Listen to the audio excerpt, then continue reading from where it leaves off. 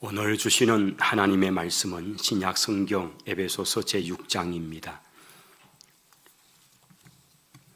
신약 성경 에베소서 제6장 10절에서 13절까지 말씀입니다. 우리 함께 말씀을 읽도록 하겠습니다. 끝으로 너희가 주 안에서와 그 힘의 능력으로 강건하여 지고 마귀의 간계를 능히 대적하기 위하여 하나님의 전신 갑주를 입으라. 우리의 실험은 혈과 육을 상대하는 것이 아니요 통치자들과 권세들과 이 어둠의 세상 주관자들과 하늘에 있는 악의 영들을 상대함이라. 그러므로 하나님의 전신 갑주를 취하라. 이는 악한 날에 너희가 능히 대적하고 모든 일을 행한 후에 서기 위함이라. 아멘. 할렐루야. 2월의 마지막 날입니다. 하나님께서 2021년을 시작해 하시고 벌써 2달이 지나갑니다. 지난 2달 동안 하나님께서 우리를 붙들어 주시고 우리와 함께 하심을 믿습니다. 그리고 이제 또 남은 내일부터 시작되는 새로운 달에도 주님과 더불어 승리하시는 우리 모든 성도들이 되시기를 축원합니다. 우리 옆에 계신 분들과 한번 좀 고백합시다. 주님이 함께 하십니다. 예, 주님이 함께 하십니다. 그렇습니다. 우리가 오늘까지 6번 동안 에베소서 말씀을 매주일마다 한 장씩 이렇게 강론해 왔습니다. 에베소서 성경은 사도 바울께서 로마 감옥에 갇혀 있는 동안에 그가 제3차 선교여행 동안 3년의 세월을 목회했던 에베소 성도들이 너무 그립고 또 그들에게 신앙적, 영적 교훈할 말씀들을 이 편지 형태로 보낸 바로 그런 서신서입니다. 6장이라는 그렇게 길지 않은 그런 책입니다만은 그러나 또 편지라고 했을 때는 또 그 내용이 제법 됩니다. 아마 이제 오늘부터 우리 구역별로 필사, 성경을 손으로 직접 구역별로 쭉 범위가 나누어져 있습니다. 여러분 아마 이 한 달 동안 쓰시면 이제 한 달 후에 구역별로 이렇게 오시면 아마 이 강단에 성경책 한 권이 우리 성도들이 성경 기록한 성경책 한 권이 있고요. 아마 제가 좀 주일날에 그 성경이 좀 펼까 싶습니다. 우리 성도들이 정성으로 평생 이렇게 써서 가져오시면 참 좋겠고요. 아마 써보시면 6장이 이게 좀 적진 않구나 하는 생각이 들어지실 겁니다. 사도 바울이 하나님의 계시를 받아서 또 그가 목회했던 에베소 성도들 얼굴을 떠올리면서 하나하나 그렇게 적어 내려간 그런 내용이었잖아요. 이 속에는 참 귀한 진리의 말씀들이 담겨 있는 성경이죠. 우리의 구원이 우연히 또는 저절로 된 게 아니라는 겁니다.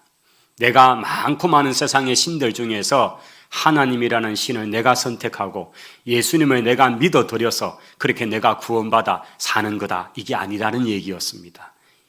에베소 1장에 보니까 세상을 짓기도 전에 창세 전에 또는 만세 전에 하나님께서 우리를 작정하시고 예정하시고 그리스도 안에서 우리를 부르셔서 우리가 하나님의 자녀가 되었더라. 그렇게 하는 참 신비로운 구원에 관한 말씀을 들려주고 있지요.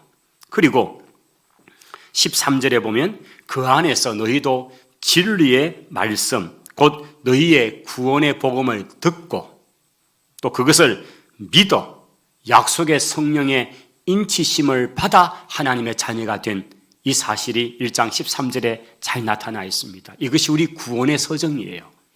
하나님은 예정하고 작정하고 선택하시고 구원주식으로 그렇게 준비하셨고 때가 되어서 우리에게 이 복음을 들려지게 하시는데 이 복음을 듣고 믿어 그리고 주님을 영접하니까 성령의 인치심의 역사가 나타나고 이거는 어떤 무슨 어떤 기계적인 게 아니에요. 이게 하나님의 정말 놀라운 역사와 개입 속에 나타난 거고 어떻게 이런 일이 일어났는지 사실 설명할 길이 없어요. 그런데 전적인 하나님의 은혜였더라는 거죠.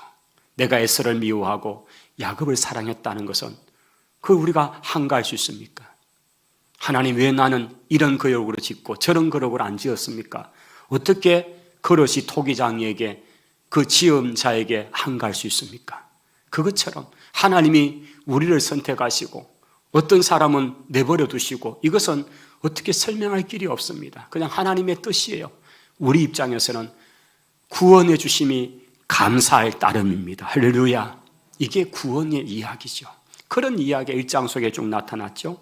2장에 오면 우리가 어떤 과거의 모습이었는가를 너무나 적나라하게 보여주죠. 허물과 죄로 죽었던 너희를 살리셨도다. 우리가 이미 선언되었고 이미 사망이 선언된 사람, 죽었던 과거 완료형입니다. 죄와 허물로 우리는 죽어버렸던 사람입니다. 아무리 예쁜 꽃이 있어도 그것을 잘라서 이렇게 앞에 장식을 해서 꽂아 놓지만은 보기는 이쁘지만은 그것은 이미 죽은 상태지요. 이제 시간만 조금 지나면 그 꽃은 다 시들어버리고 그것은 그냥 불에 던져버려야 되는 쓰레기가 되는 거지요. 이게 우리의 영적 상태라는 것입니다. 하나님을 떠난, 죄로 말미암아 하나님을 떠난 그 영적 상태는 죽은 상태였다는 거죠. 그런 우리를 살리시는데 그 살리는 놀라운 일은 하나님의 사랑이었습니다. 우리를 구원하기 위해서 대가를 지불하시는 것, 그것이 바로 속량 또는 속전이라는 단어입니다. 그 당시에 노예가 있으면 그 노예를 값을 주고 사옵니다. 그리고 그 노예를 긍휼하고 또는 사랑을 베풀어서 오늘부터 너를 자인으로 만들겠다 그러면 그 노예 문서를 찢어버리고 불에 태워버리는 거죠.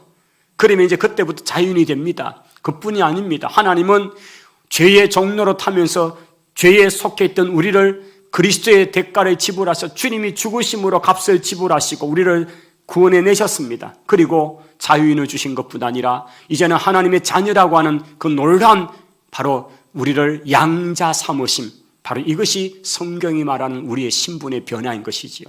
이것이 2장을 통해 우리에게 나타납니다. 전에는 멀리 있었고 전에는 우리 하던 모든 행실이 악하고 참으로 하나님을 대적하는 일이었는데 이제는 그리스도 안에서 새 사람이 되니까요. 우리가 하는 일이 하나님 어떻게 하면 기쁘시게 해드릴까, 하나님이 어떻게 해서 좋아하실까, 그것을 하는 사람이 되었더라. 이게 바로 새 사람, 새 피조물이 된 것입니다. 할렐루야. 이것이 2장을 통해 나타났지요. 이제 3장에서는 하나님께서 이런 놀라운 은혜를 베풀어 주심으로써 교회라고 하는 이 놀라운 그것을 통해 하나님의 역사를 이루어 가시는데 그 4장 속에 교회 안에는 사도라는, 선지자라는, 복음 전하는 자라는, 그리고 목사, 교사라는 그런 직분들이 있는데 이 직분을 주신 이유가 있다. 그것을 4장 12절에 이렇게 밝히고 있죠. 이는 성도를 온전하게 하고 봉사의 일을 하게 하기 위해서 이런 직분자들을 세웠다는 거죠. 왜 말씀 사역자가 이 땅에 존재합니까? 주님이 오실 때까지 계속 있어야 되는 직분, 그래서 항존직이라고 하는 거죠. 개인이 계속해서 그 직분을 간다는 얘기가 아니고 이 땅에 주님이 오실 때까지 교회가 존속하는 동안 계속 있는 직분, 그것이 항존직인 거죠. 그 직분에 목사가 있고 그 직분에 우리가 교회법에 따라 장로가 있고 집사가 있잖아요. 그런데 특별히 말씀의 사역자가 왜 있는가? 그것은 성도를 온전케 하고 성도들이 봉사일을 잘 감당할 수 있도록 하는 그것이다. 그 궁극적 목적은 이를 통해서 온전케 하려 합니다는 거죠. 여러분, 이 온전함이 무엇입니까? 13절에 이어받기를 하나님을, 아들을 아는 것과 믿는 것에 하나 되는 것을 온전함이라고 말하고 있는 거예요. 그러니 말씀을 가르치고 말씀을 전하고 해서 교회 안에서 하나님 말씀을 배움으로써 하나님이 어떤 분이신지, 하나님의 아들이 누구신지, 예수 그리스도가 어떤 분인지, 우리의 구원이 어떻게 주어졌는지, 그리고 심판이 어떻게 임하고 종말이 무엇인지, 그런 하나님에 관한 것들을 통해서 하나님의 아들을 믿는 것과 아는 것에 하나 되는 일을 이루고자 교회는 이런 직분자들을 세워서 말씀의 일을 계속적으로 감당케 하시는 거라는 것을 자세히 가르쳐주는 것이 4장인 것이지요. 우리는 이 사명을 계속 감당해야 되는 것입니다. 이제 5장에 오면 우리가 지난주에 빛의 자녀들처럼 행하자는 말씀을 들었잖아요. 여러분, 이 빛은 우리가 만들어내거나 우리가 무슨 창조해내거나 우리가 발견해낸 것이 아니었다는 거죠. 그 빛은 바로 우리 것이 아니고 주님이 참 빛이었다. 진짜 빛이었다는 거죠. 그 주님이 우리 가운데 오셨는데 우리가 주님을 영접을 하니까, 주님이 우리 속에 들어오시니까 우리도 빛의 자녀가 되고 우리도 빛들이 된 거예요. 우리가 원래 비춰낼 수 있는 그런 능력이나 그런 성품이 있는 것이 아니었는데 주님을 모셨더니만은 주님이 우리 속에 오셔서 그 빛을 우리에게 심어주셨고, 그래서 우리는 그 빛을 드러낼 수 있다는 거죠. 우리 주님의 산상수훈의 말씀처럼 너희는 세상의 빛이다. 너희의 착한 행실을 통해서 세상 사람들이 하나님 아버지께 영광을 돌리게 해라. 할렐루야. 이게 주님이 말씀하시는 원리인 거죠. 우리가 주님을 모셨는데 그 빛을 받으니까 우리는 세상과 다른 삶을 살더라는 거죠. 우리가 행하는 삶이 세상이 볼 때는 착한 행실이더라는 거죠. 세상 사람 볼 때 와, 참으로 다르다. 예수 믿는 사람 참 다르다. 그렇게 그 사람들이 우리의 행실을 보고 하나님께 영광을 돌리더라는 것이죠. 이것이 바로 빛이요 빛의 자녀의 사명이라고 말씀하는 것, 바로 이것이 5장을 통해 잘 밝혀내는 말씀입니다. 그리고 5장 22절부터 6장 9절까지는 제가 이 부분은 좀 그냥 넘어갔습니다만은, 이것은 이제 교회를 이루는 성도들 안에 가정이 있고 또 직장, 이런 주인과 종의 관계들이 있잖아요. 이거 역시도 다 영적인 원리를 따라서 하라는 거죠. 남편과 아내의 관계도 영적인 원리를 따라하고, 부모와 자식의 관계도 이런 영적인 원리를 가지고 하고, 그리고 주인과 종의 관계도 영적 원리를 가지고, 그리스도가 그의 신부된 아내 되는 교회를 사랑하심 같이, 그래서 생명을 주신 같이 부부관계든지 또는 부모와 자식의 관계도 참으로 하나님 아버지를 경외하고 공경하듯이 그렇게 부모님을 공경하면 땅에서 잘되고 장수하는 복을 주겠다는 말씀이라든지, 또는 주인과 상전한 그 당시에 그런 제도 속에서도 참으로 죽게 하듯이 그렇게 상전에게 하라, 눈가림으로 그렇게 하지 말아라, 이러면서 그 성실함, 이게 다 영적인 원리를 따라서 감당하는 것들을 쭉 말씀하시고, 이제 오늘의 본문 마지막 부분은 10절부터 6장 10절부터는 이 얘기의 마지막 부분에 온 것입니다. 끝으로라고 시작되지요. 이전 성경에는 정말로라고 그렇게 시작이 됩니다. 끝으로 정말로 내가 주 안에서와 그 힘의 능력으로 강건하여지기를 내가 바란다, 그렇게 부탁하고 있습니다. 그러면서 마귀의 간계를 능히 대적하기 위하여서 하나님의 전신 갑주를 입어야 될 것을 설명하는 내용입니다. 여기 11절 하나님의 전신 갑주를 입으라는 말씀과 그 다음 13절 그러므로 하나님의 전신 갑주를 취하라고 하는 이 두 말씀이 계속 강조되고 있습니다. 여러분, 이 전신 갑주가 무엇입니까? 전신 갑주는 이 서신이 기록되는 1세기 세계를 제패하던 나라는 바로 로마 제국이었습니다. 여러분, 에베소는 로마라는 그 이탈리아 반도에 있던 땅이 아니지요. 그것은 점령당한 지역입니다. 지금으로 하면 터키 땅, 그 당시에는 소아시아라고 불리워지는, 아시아라고 불리워지는 그 땅의 가장 큰 도시가 에베소인데, 이 땅도 정복을 받았습니다. 그래서 이제는 지배를 받고 있는 땅인데, 그 도시 안에는, 그 큰 도시 안에는 로마의 군인들이 척척척 그렇게 열과 오를 지어서 그렇게 행진하고 하는 걸 그들이 봅니다. 그리고 로마가 얼마나 무서운 나라인지 그들은 목격했잖아요. 수많은 노예들이 노예시장으로 끌려오는 것을 보게 되면, 이번에는 어느 저 북방의 민족, 이번엔 저 동쪽 어디의 민족들이 그렇게 포로로 막 끌려와서 포로시장에 넘쳐나는 걸 보게 되면 로마가 얼마나 강력한 건가를 알 수 있죠. 그래, 로마 군병들은 너무 무서운 상대입니다. 그런데 그 로마 군인들이 입는 전투복, 완전 무장한 옷, 그것을 이제 가지고 사도 바울이 설명을 해가고 있는 내용이 오늘 본문 그 이하의 이야기죠.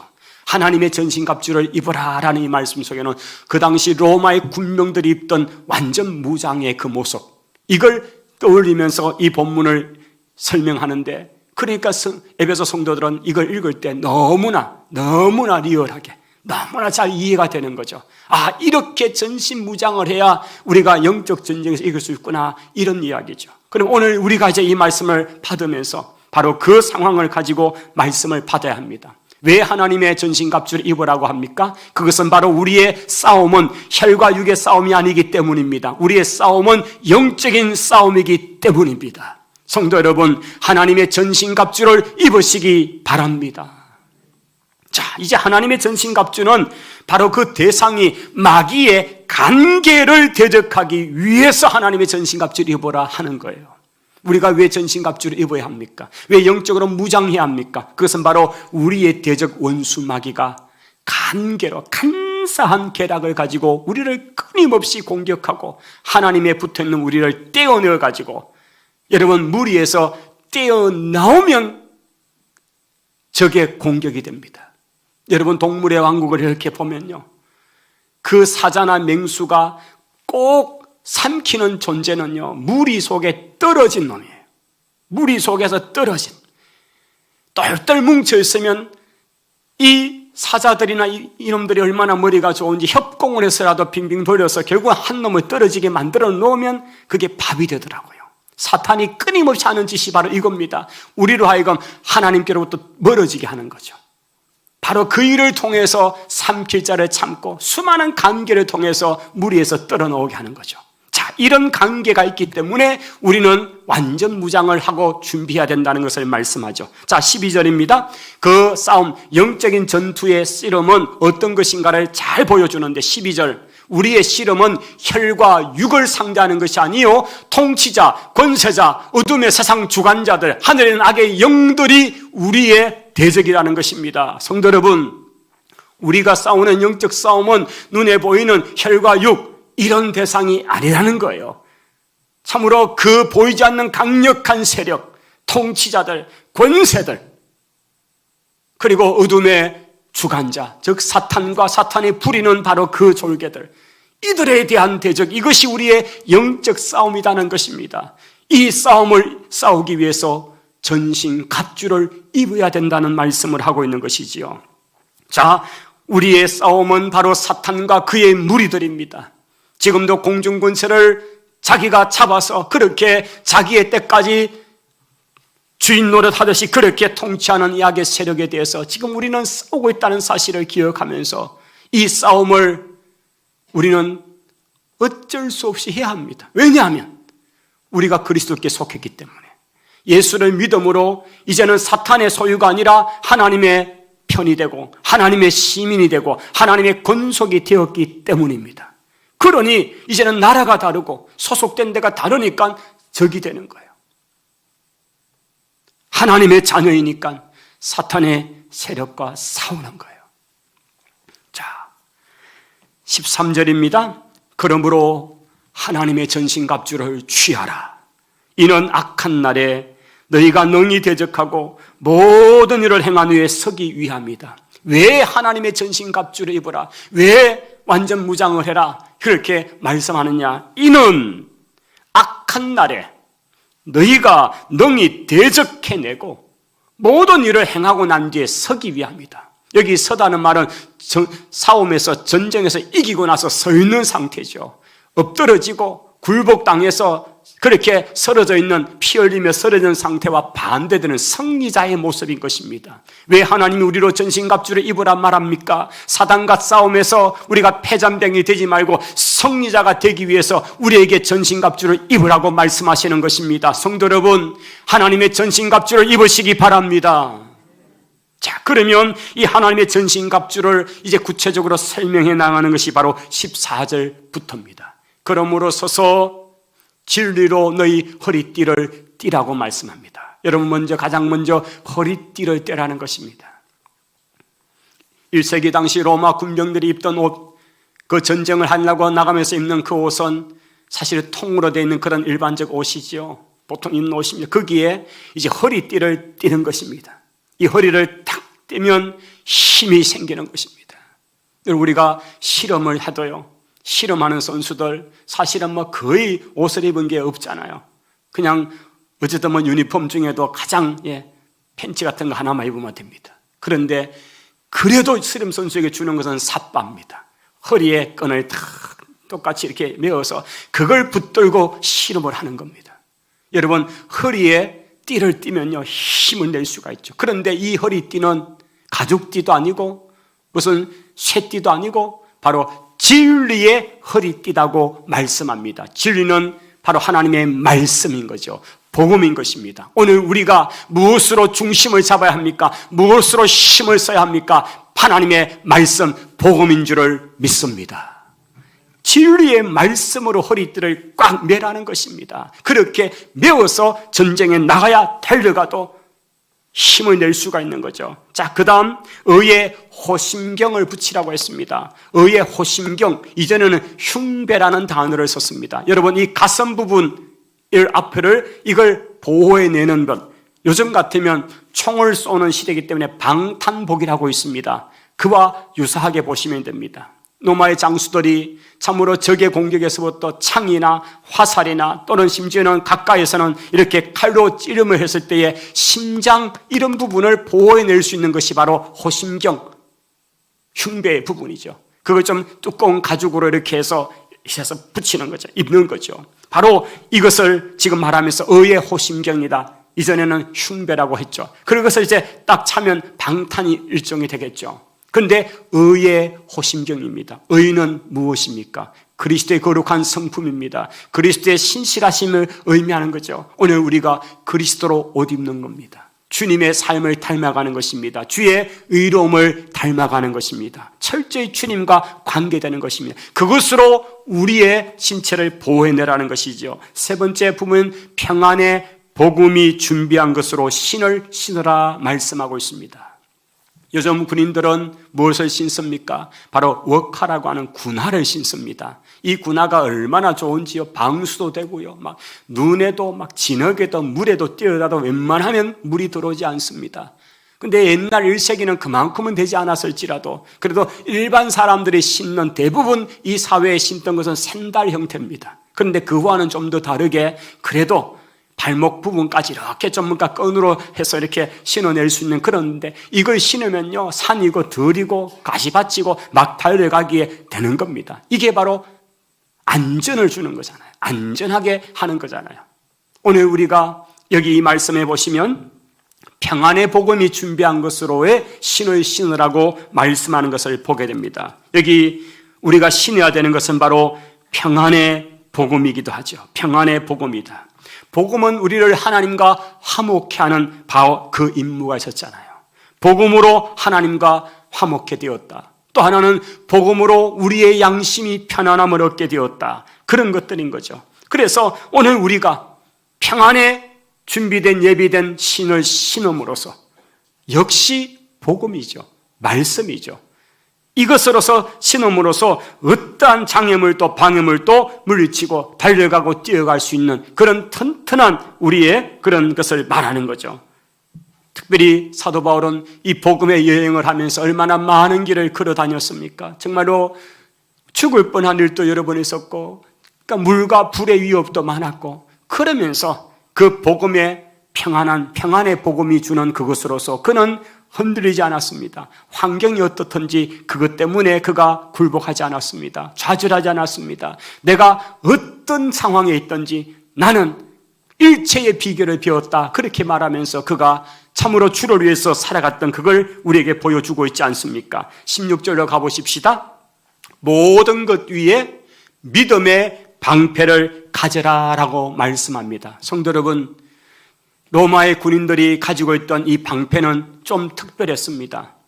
역사적으로 보면 여러 형태의 방패가 있었습니다. 마치 큰 가마솥 뚜껑 같은 그런 형태로 둥글게 되어서 이렇게 몸의 상체 부분만 막는 방패가 있었는가 하면요, 이 로마의 군병들은 가졌던 방패가 어떤 것은 이렇게 가슴 부분, 어떤 것은 이걸 딱 세우면 그냥 조금만 몸을 낮추면 몸 전체가 보호될 수 있는 그런 방패들도 있었습니다. 전투의 상황에 따라서 그런 방패를 사용하는데 이 적들이 쏘아대는 불화살, 화전으로 번역되었던 불화살입니다. 저 일정한 먼 거리에서 그렇게 화살을 쏘아오면요, 그걸 불을 붙여 쏘아오면요, 그걸 막아내는 방법은 날아오는 걸 보면서 칼 가지고 하나씩 톡톡 맞을 수는 없잖아요. 그 수많은 화살을 막아내는 방법은 방패를 가지고 막는 것입니다. 그 방패에 몸을 숨기는 것입니다. 오늘 여기 저기 쏘아대는, 사탄이 쏘아대는, 우리를 쏘아대는 그 불화살 앞에서 우리가 막아낼 수 있는 것은 믿음이라는 것을 말씀하는 것입니다. 성도 여러분, 믿음으로 원수 마귀의 공격을 방어해낼 수 있기를 바랍니다. 여러분, 끊임없이 사탄은 우리를 쏘아댑니다. 원수가 우리를 향해 쏘아댑니다. 그럴 때에 우리는 믿음의 눈을 가지고 믿음으로 해석해내면서 믿음으로 물리칠 수가 있더라는 것입니다.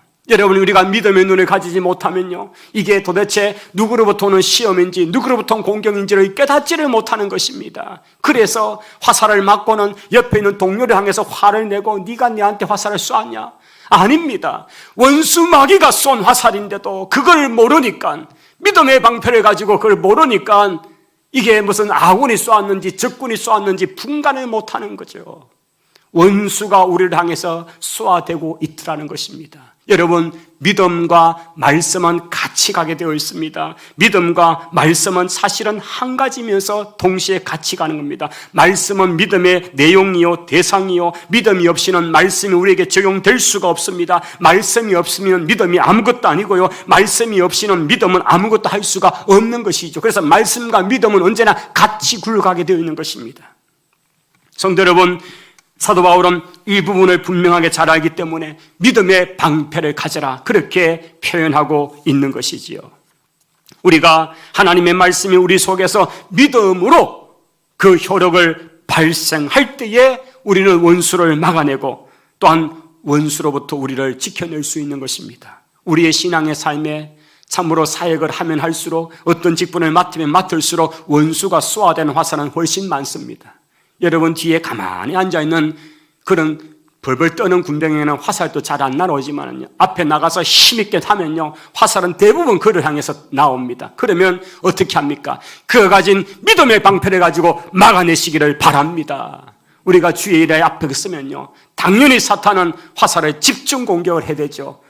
숨어 벌벌 떨어서 보이지도 않는 그런 성도에게 쏘아대겠습니까? 그러자 이제부터는 주의 일은 가만히 앉아 뒤에 있어야 되겠구나, 구경하면 되겠구나, 원수도 나를 어떻게 안 하네, 이렇게 또 적응하지 마시기를 바랍니다. 믿음으로 적의 공격으로부터 이겨내는 바로 그것을 하라고 성경이 말하는 거죠. 그렇게 해서 계속 16절 보십시오. 모든 것 위에 믿음의 방패를 가지고 이로써 능히 악한 자의 불화살을 소멸하고, 여기 소멸하고 주목하십시오. 원수가 아무리 쏘아대도 믿음의 방패를 가지면 이건 다 무용지물로 만들 수가 있더라는 것입니다. 할렐루야. 여러분, 적의 공격력을 두려워하지 마시고 내 믿음을 주님 앞에 잘 준비하시기를 바랍니다. 내 믿음의 방패만 되어 있으면 돼요. 적의 불화살을 소멸해낼 수 있다고 분명히 16절에 말씀하고 있는 것입니다. 자, 그리고 17절입니다. 구원의 투구라고 되어 있죠. 여러분, 구원의 투구라는 말은 요즘 말하면 군인들이 쓰는 전투모예요. 헬멧이죠. 일반 생활할 때는 그냥 천으로 된 그런 모자를 쓰고 다니지만요, 완전 무장을 할 때는 그 안에 하이바도 있고 또 겉에는 또 헬멧 철로 된 게 있습니다. 그래서 어떨 때는 총알도 이렇게 비켜 맞을 수 있도록 할 정도로 그렇게 되어 있는 헬멧 투구죠. 로마의 장수들도 적에 공격할 때에 바로 그들로부터 머리를 보호할 수 있는 그 장치가 바로 투구를 서는 것입니다. 오늘 우리가 이 전신 갑주를 입을 때에 바로 이 구원의 투구라는 것을 머리에 써야 되는 것이죠. 여러분, 구원의 확신, 이게 잃어버림 받으면 안 됩니다. 특히 우리의 신체 가운데 머리는 참 귀하잖아요.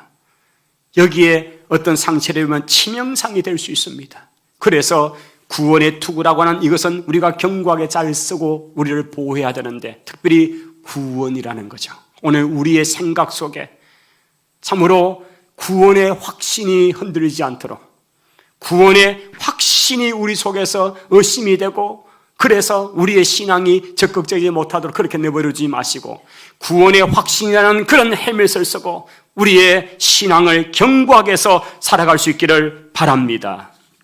그 다음 17절의 중반 이후에 보면 성령의 검이라고 되어 있습니다. 여러분, 성령의 검은 다른 말로 하면 칼인 것입니다. 여러분, 참으로 이 성령의 검은 곧 무엇이라고 그렇게 기록되었습니까? 하나님의 말씀을 가지라고 하는 거죠. 지금 이 로마의 군인의 완전 무장한 모습을 바울이 그대로 지금 하면서, 이 에베소서 성도들이 이 서신을 읽으면서 그들의 거리에서 보았던 로마의 군인들 모습, 이게 너무나 쉽게 연상이 되잖아요. 그래서 어떻게 참으로 전신 갑주를 취하는가를 영적인 머리를 통해 잘 지금 비교 설명을 하고 있잖아요. 그러면서 마지막에 나머지 입었던 앞에 모든 것들은 자기를 보호하는 거예요. 허리, 흉배, 신발, 머리, 방패, 이런 모든 것들은 원수로부터 자기를 보호하는 기능이라면 유일하게 공격할 수 있는 무기는 바로 칼밖에 없다는 거예요. 성령의 검이라는 것, 이 성령의 칼밖에 없는데 이 성령의 칼을 뭐라고 이코로시켰느냐? 바로 하나님의 말씀이라고 하는 것입니다. 여러분, 사탄의 공격을 다양하게 우리가 방어할 수 있겠지만은, 그러나 그 사탄과 대적하고 사탄과 싸울 수 있는 유일한 무기는 하나님의 말씀인 줄을 믿습니다. 우리 주님께서 공생의 사역을 이제 시작하시기 위해서 갈릴리 나사렛에 계시다가 우리 주님께서 요단강 쪽으로 오십니다. 세례 요한이 사역하는 그 현장에 오셔서 세례를 받으십니다. 성령께서 비둘기같이 임하시고 하나님의 말씀이 납니다. 이는 내 사랑하는 아들이다. 주님의 공생의 사역이 마치 취임하듯이 그렇게 영광스러운 삼일체 현장이 요단강에서 일어났습니다. 그리고 주님께서는 성령에 이끌려서 유다 광야로 40일 동안 금식하게 가셨습니다. 밤낮으로 금식하시면서 주님이 간절히 하나님의 뜻, 이 땅에 오신 주의 당신의 일을 위해서 이루고자 부단히 하나님 앞에 기도의 시간을 가지며 거룩한 시간을 갖습니다. 그러나 주님은 인간이시니까 얼마나 줄였습니까? 그 줄여있는 주님에게 시험하는 자 즉 사탄이 찾아옵니다. 세 가지 시험을 하지요. 네가 하나님의 아들이라고 그렇게 능력이 있다는데, 그러면 이렇게 배고픈데 여기 있는 돌을 떡으로 만들어 빵으로 만들어서 먹어라. 그걸 보여준다면 내가 인정해 줄게. 저 높은 성전 꼭대기에서 네가 뛰어내려 봐라. 그러면 네가 하나님의 아들이니까 천사가 막 적각 달려가서 절대 네 몸이 상하지 않도록 탁 받들어서 올릴 거야. 네가 하나님의 아들이니까 한번 내게 증명해 봐라. 천하만국의 영광을 보여주면서 그렇게 네가 꼭 죽어야 되겠냐? 뭐 그렇게 험한 길을 가려느냐? 쉬운 길이 있어. 내한테 한 번만 절하면 내가 다 포기할게. 그냥 내가 다 너한테 줄게. 이렇게 세 가지 유혹으로 주님 앞에 도전할 때 주님이 그 유혹을 무엇으로 이기셨습니까? 바로 신명기 속에 있는 말씀들, 하나님의 말씀으로 사탄을 이기신 줄을 믿습니다. 여러분, 주님도 사탄의 유혹, 주님 앞에 드러나서 도전하는 그 사탄의 유혹 앞에, 시험 앞에 말씀으로 이기셨습니다. 그러기에 오늘 우리에게 하십니다. 성령의 검곧 하나님의 말씀을 가지라고 말씀하는 거지요. 오늘 우리가 사탄을 이겨낼 수 있는, 대적하여 이길 수 있는 유일한 무기는 하나님 말씀밖에 없는 줄을 믿습니다. 이 말씀을 가져야 하는 거예요. 여러분, 부단히 말씀을 읽고 말씀을 쓰고 말씀을 암송하고 말씀을 간직하고 말씀이 우리 속에 있게 해야 되죠. 그래서 툭 건드리면 말씀이 나오도록 해야 되는 거예요. 요즘 우리가 이제 성경 설교도 하는데 여러분이 성경을 이렇게 써보시면 알잖아요.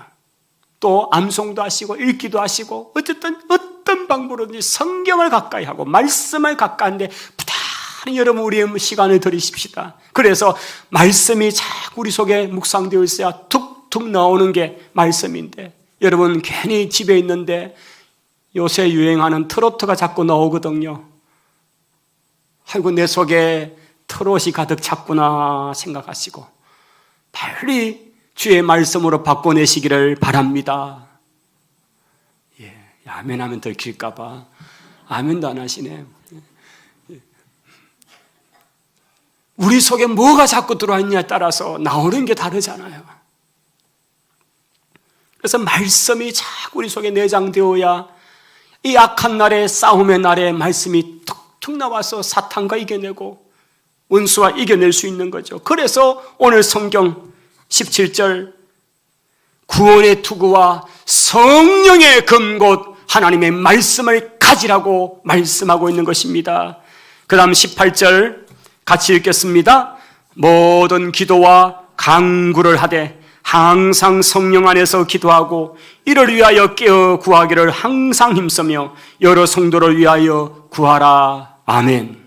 여러분, 이렇게 전신무장, 완전 무장을 하고 전신갑주를 취하고 그 다음 우리가 기도와 간구를 하되 무시로, 이전에는 무시로, 지금은 항상 무시로 성령 안에서 기도하는 것을 하라는 거죠. 여러분, 전신갑주도 안 입고 완전 무장도 안 됐고 그냥 슬리퍼 차람에 내복 차람에 이렇게 늘한 상태에서 그게 아니라는 거예요. 전신 무장을 하고 사탄과 싸우는 그 모든 걸 갖추어 놓고 그러고 나서 기도와 간구로 항상 깨어 기도하는 거예요. 눈을 감는 것만 아니라 눈떠도 지키고 보초를 서면서도 원수와 대적하면서도 주어진 일을 하면서도 무시로 성령 안에서 깨어 기도하는 삶, 이게 바로 영적인 삶이요 성령에 충만한 삶이 되어지는 것이죠. 말씀이 기도하게 하고 말씀이 기도가 되게 하고 이런 삶을 살아가는 모습을 순서로 우리에게 보여주고 있는 것이지요. 이런 성도가 승리하게 되는 것입니다. 이겨내는 것입니다. 이 에베소서의 마지막 부분에 영적인 실상을 알려주시면서 우리의 싸움은 혈과 육에 대한 싸움이 아니요 공중의 권세 잡은 사탄과의 싸움인데 이 싸움을 이기기 위해서는 하나님의 전신갑주를 입어야 된다. 그런데 그 하나하나가 무엇인가를 말씀하며 마지막 바로 하나님의 성령의 금 말씀을 가져라.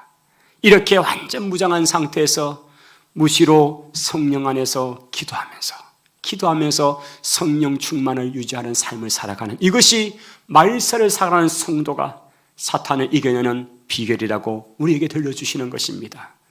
21세기 2022년을 살아가는 우리 성도 여러분, 이 말씀 붙들고 하나님의 전신갑주를 입고 사탄과 싸워 이겨내는 주의 성도들이 다 되시기를 축원합니다. 기도하십시다. 하나님 감사합니다. 우리를 부르시고 고아처럼 내버려 두지 않으시고 성령님 함께 하셔서 이렇게 은혜를 주시니 감사합니다. 특별히 우리에게 하나님의 전신갑주를 입으라고 말씀하시면서 그것이 무슨 영적인 원리인지 뜻인지를 잘 풀어 해석해 주신 것을 감사합니다. 주여, 오늘 저희들이 서서 진리로 허리를 띠고 의의 흉배를 붙이고 평안의 복음의 신을 신고 믿음의 방패를 가지고 구원의 투구와 성령의 금곳 하나님 말씀을 가져 사탄과 싸움에 이기는 저희들이 되게 하옵소서. 예수님 이름으로 기도하옵나이다. 아멘.